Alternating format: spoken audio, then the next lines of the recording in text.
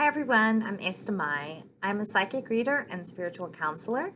Today I want to talk to you about a question that I get asked a lot, which is how can I develop my psychic abilities or my psychic skills? And it's actually way easier than you might think. The solution is practice. Just like developing a skill in an instrument or a sport, you have to practice. That's how you get better at something. But that can be a little confusing, especially if you don't know where to start. So in this video today, we're going to talk about a few ways to get started. I'm going to give you a few ideas for some games and things like that I like to play with my kids. So these are very simple ways to begin awakening your psychic ability. So one of the first games that I like to play with my kids is the hand game. And you put both hands out in front of you like this. And then you have someone else come along and they're going to place one hand over either one of your hands. You close your eyes like this, and then they will put their hand over one of your hands. And when you feel their hand above it, you just do that with whichever hand it is. And the idea is it's very simple, it's a fun game. But the idea is that in time, you will learn to feel it. Some of you may not know, I am a chicken mom. I have 5 little chicks in my backyard. So I raise chickens, I garden, I do all that weird stuff. Chicken sexing is kind of like that. There are ways to determine whether a baby chicken is male or female. But what they find is that it's very hard to explain to someone how to do it. Instead, when someone new comes onto the line in a hatchery and they're sexing chickens, they look at them and all they do is guess. And then they tell them whether they guessed right or wrong. Over time, their guesses get better. Nobody knows 100% exactly how they're getting it right all the time, but usually they do. And so over time, your guesses are going to get better. Understanding psychic abilities and stuff like the 2-hand game like this, you're going to start out guessing, and that's okay. Because in time, your guesses are going to get better and better and better. You get better at guessing until it kind of clicks and something clicks inside of you, and then suddenly you're not guessing, you know.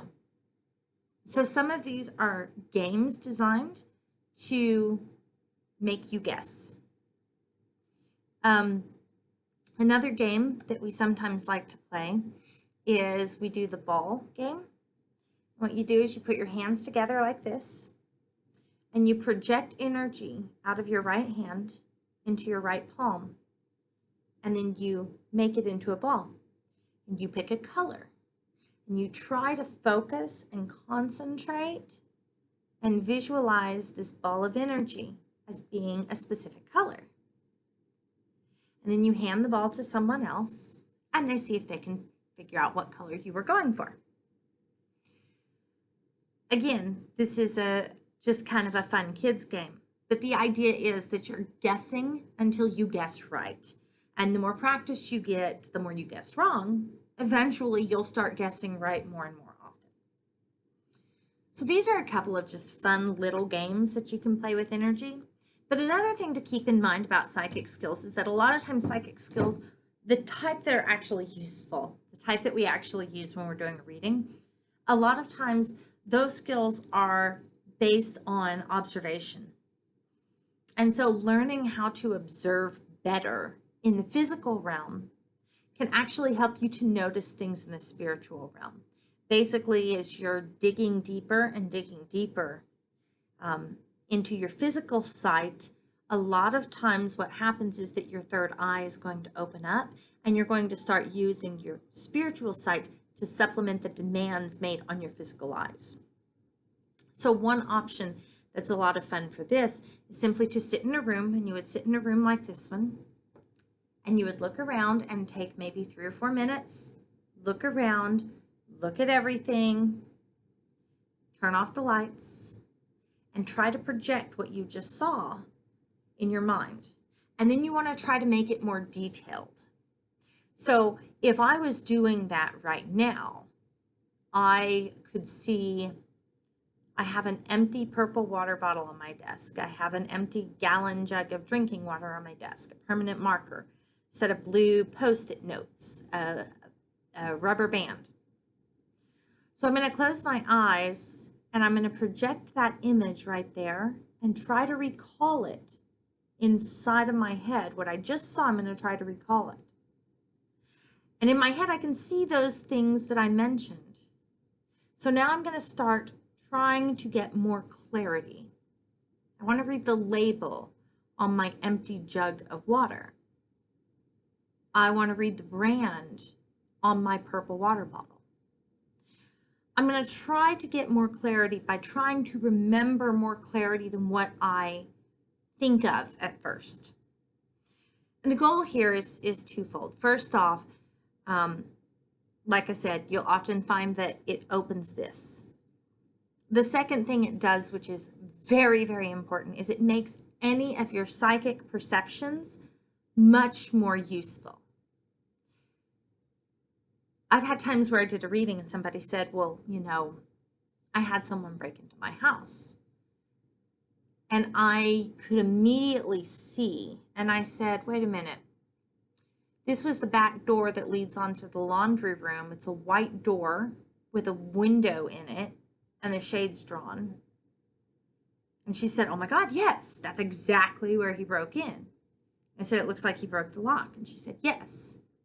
Well, once I can see that, now I can start looking and saying, okay, I can see this scene with my third eye, with my psychic vision.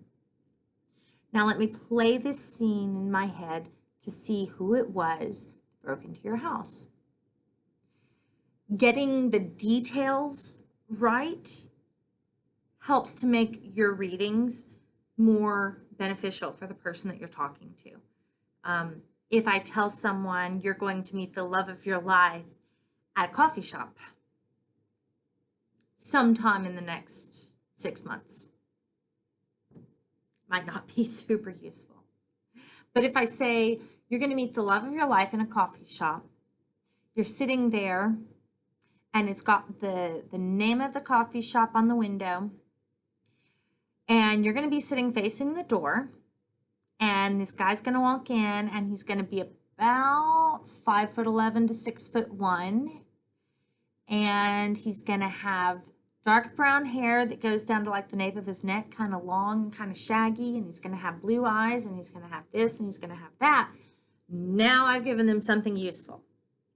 So by working on these detail exercises, being able to remember details, because if you can remember the details of what you see in real life, it makes it much easier for you to be able to see and remember the details of things that you see in your psychic vision. So I think that is about all the time that we have for today, but we will go into more detail on this topic in the future. So please click the subscribe button below, and we will see you more later. We'll talk to you soon. Bye.